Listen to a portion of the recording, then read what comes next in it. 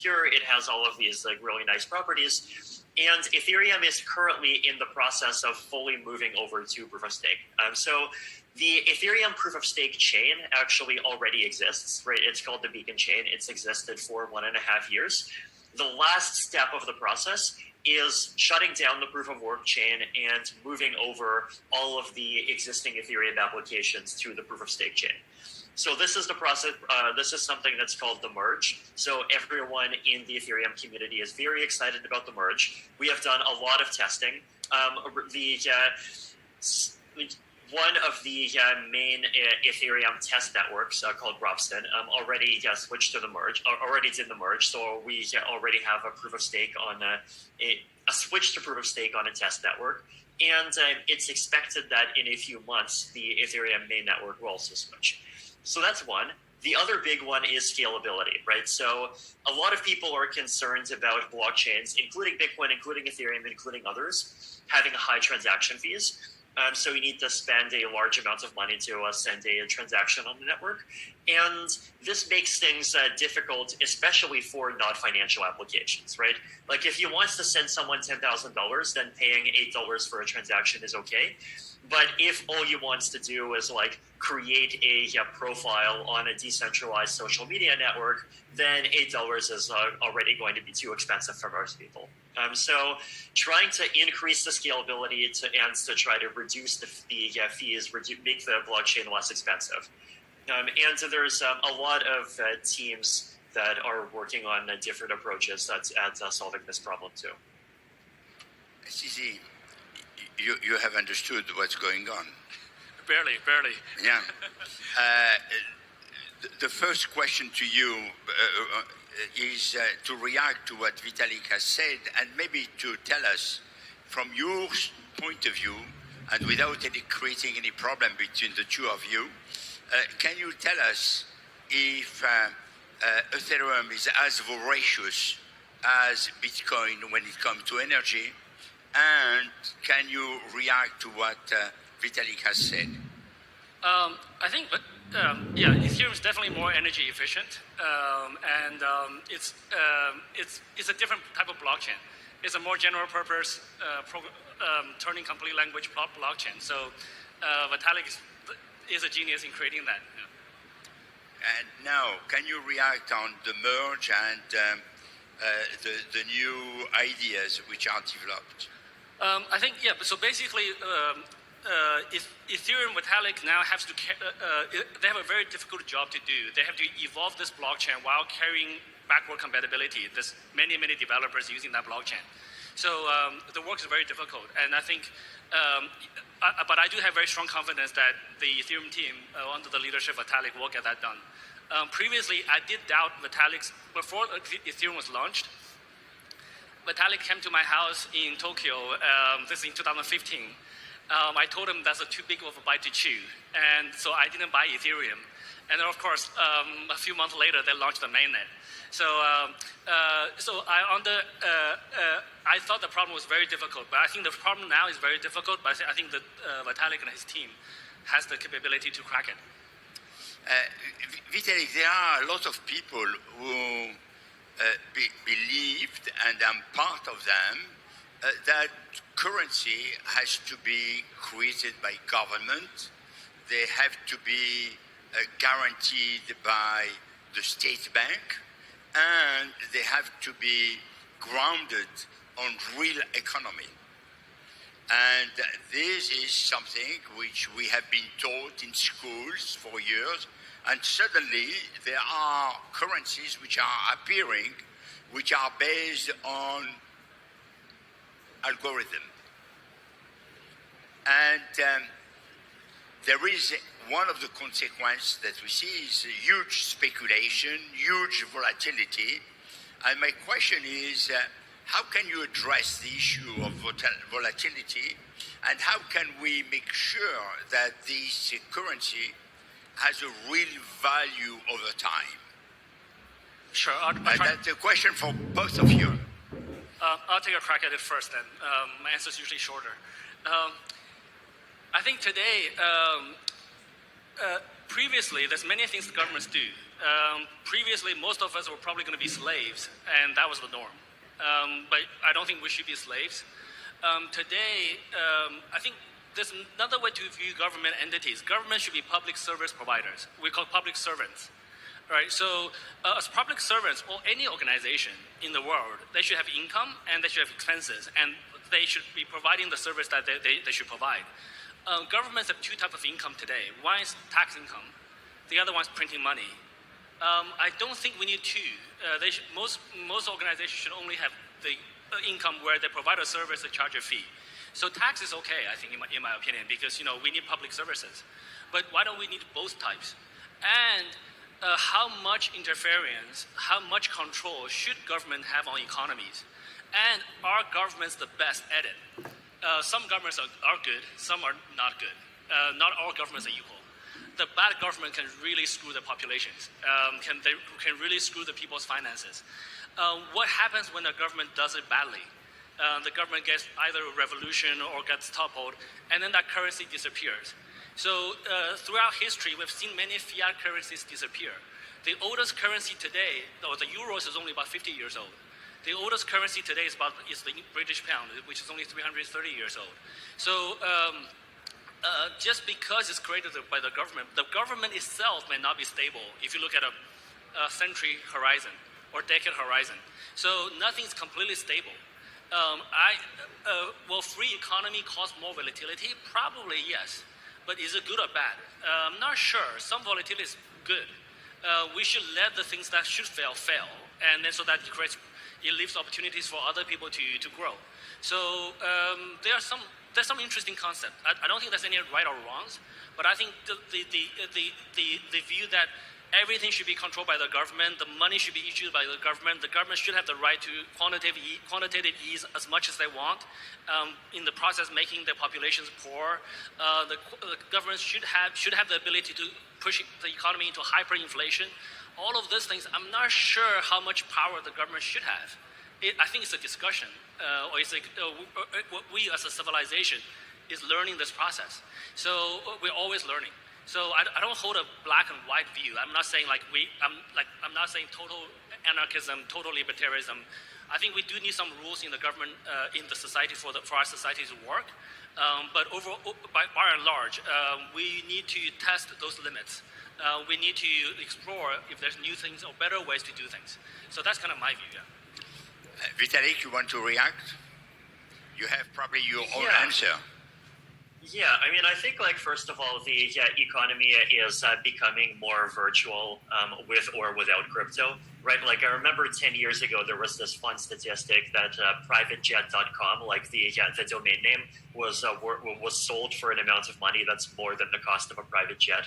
And I think that's only kind of the first example of kind of many more things like that we have seen and that we are going to see, right? I think as our society enters the information age, the most important things are going to be digital in some way, and that's going to create a society and an economy that looks weird, right? And I think that's not a property of crypto. I think that's just a property of this stage of technological progress in general, no matter what form it takes.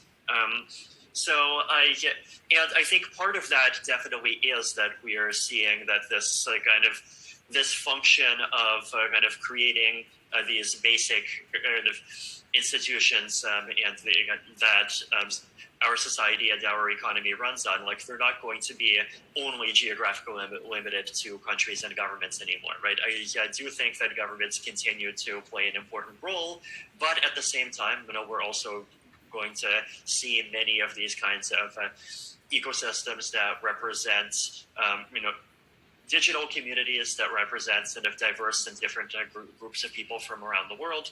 And I think there's a healthy balance that can be made between both of those kinds of systems. And I don't expect cryptocurrencies to completely take over the world, but I think they definitely have an important role to play in creating an alternative. And especially, I think having an alternative is even more important, not just for people in kind of wealthy countries where the existing kind of services tend to be stable, but also in many other parts of the world where there just isn't a good fiat currency that people can trust and not just destroy their savings over the next 10 years. And I think in cryptocurrency, cryptocurrency is also right. They're not a finished product. Like we are seeing new ones, we are seeing better ones, and I think we have seen a lot of innovation recently in trying to create cryptocurrencies that have less volatility, that can be good, better as medium of exchange. So it's an evolving space. If I translate what both of you have told me, you are telling us that. You are telling us two things. One, currencies are far too important to let them in the hand of government. And second, you don't trust enough government and you prefer that the private sector is creating cryptocurrencies alongside the other money. I don't want to create a problem to you. I see that you are a little bit uneasy. Now,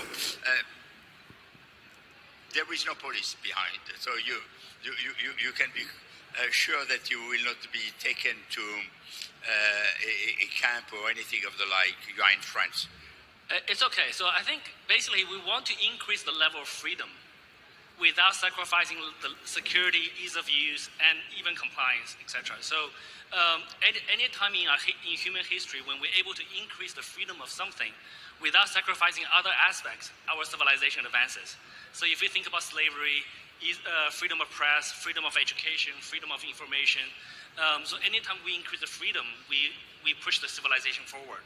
And today, I'm not saying that government should not be involved in currencies, etc. I think they should be, but how much involvement? Can private enterprises have some involvement as well, or not? Does it have to be black and white? So can we move that spectrum a little bit? So we're exploring those options. Vitalik, you have an answer to that? Yeah, no, I think, like as I've said before, I don't think it's about crypto and digital stuff replacing governments. I think it's about crypto and digital stuff and governments. I think as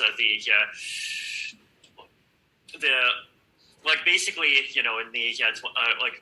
in the 21st century, we're moving from a world where the rules are mostly kind of laws of physics that were set by, some kind of God in the sky in nature 13.7 billion years ago, into a world where we're living more and more inside of structures that are being created and maintained by other humans. And I think governments have an important role in shaping that world. And I also think that these different kinds of non-governmental and international structures have an important role in shaping that world as well. To be honest, I believe that creating alternative is a very good thing. And I believe also that the world has changed so dramatically in the last 20 years that it's good to shake up a little bit the system. So on that front, I'm completely aligned with you. Sisi, you have...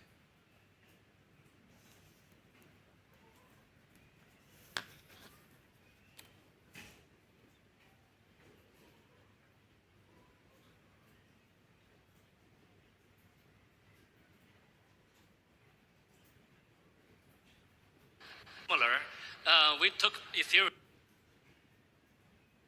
copied the protocol. No, actually, I didn't do that. Our team did that. We sponsored them. We supported them. We took Ethereum. Well, we took Ethereum and made it more scalable and made it POS. So the two things that Vitalik was mentioning before. But the two blockchains are different even today.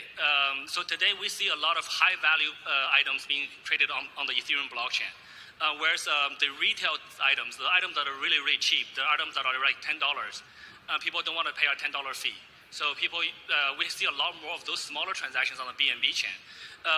I actually don't know how much source code those guys took, but I think they made the protocol compatible in terms of the smart contract design.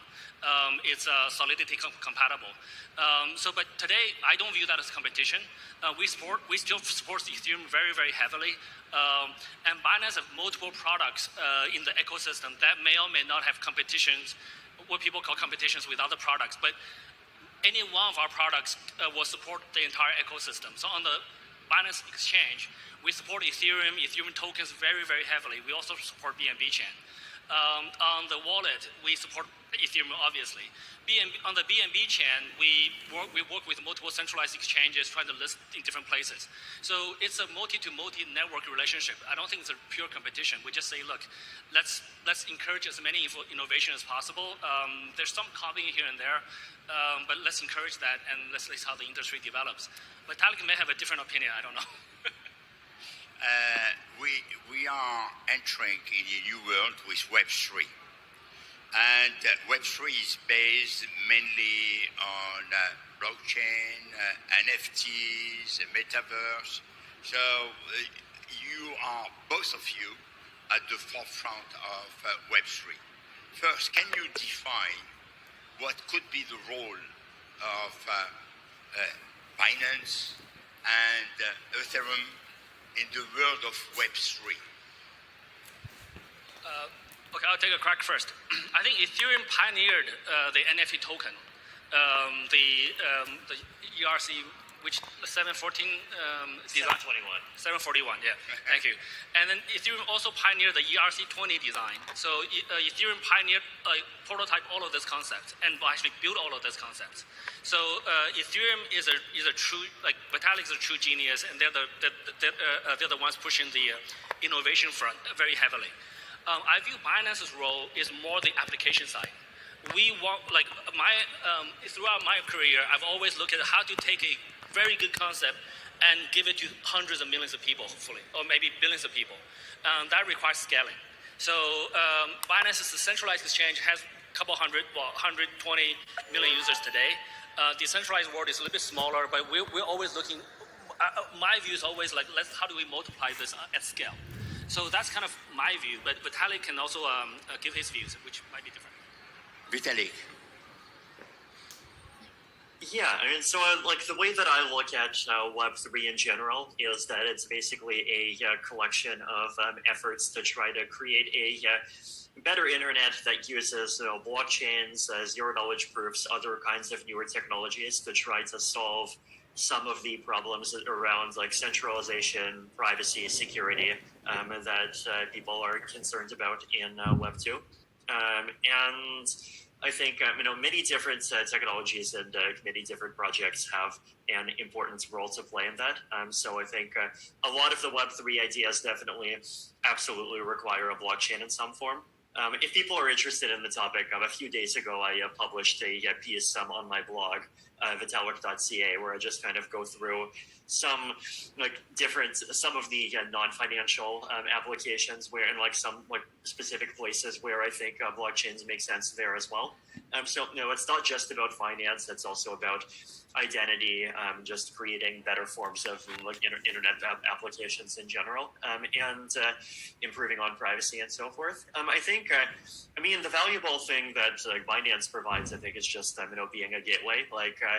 When you visit, when I visited Argentina at the end of last year, right, and I talks to a lot of people, just regular users and just people in coffee shops that just happens to accept ETH. A lot of them, they just have Binance accounts, and that just is their gateway for getting assets and interacting with the world. So I think that's those kinds of gateways always have an important function to play. One of the greatest advantage of Web3 is that it will be a formidable tool for the decentralized economy, and everything which is currently centralized may explode tomorrow. So what is your view of the future of decentralized economy? And I have the same question to Vitalik. Sure. So my view is Web 2 really decentralized information. So with the internet's function is really a better way to transfer information, and that has completely changed the way we live, we interact, we communicate, etc. Web 3, in my view, is going to change the way we transact value. So it's going to change how we invest, how we raise money, how we do transactions, how we do business globally. Business is going to be much more global, much more without borders, and much more decentralized, but at the same time also more global, right? So there will be more participants in the ecosystem. We will see. I think we will see much more startups now raising money for startups using blockchains much easier than before. So I think this is a more of a fundamental changes on how we do businesses, how we structure business models. Vitalik, what do you think? I think I think like to me, it's the finance is definitely a big part of it, but also I do think that there are things that can be improved in the internet in terms of things like reducing the level of infringements of privacy, the level of centralization, the level of kind of all these other issues in the internet that go beyond finance as well. And I think the blockchain space has a lot to contribute in those areas as well. Vitalik, CZ, you are shaping the future. You are really not only pioneering the future, but shaping it. And I think that you will be the people who will shape the way we will be buying, working, and shopping. I would like to thank you very warmly. A rouse of applause to our friend. Thank you so much. Yeah. Bravo. Thank you. Thank you. Yeah. Thank you so much. Yeah.